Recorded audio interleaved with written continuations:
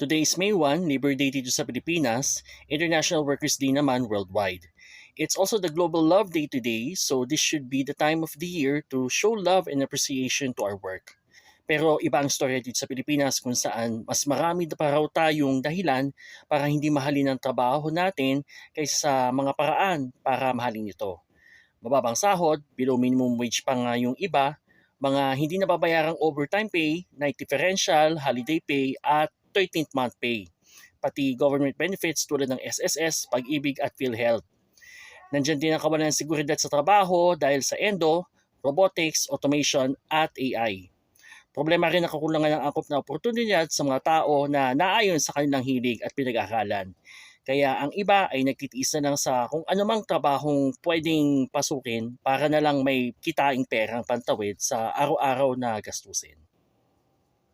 Hindi kapritsyo lang o kaartehan sa buhay ang maghangad ng malaking sweldo, dagdag benepisyo o mataas sa posisyon sa kumpanya, kundi karapatang deserve na ma-enjoy ng bawat nagtatrabahong Pilipino.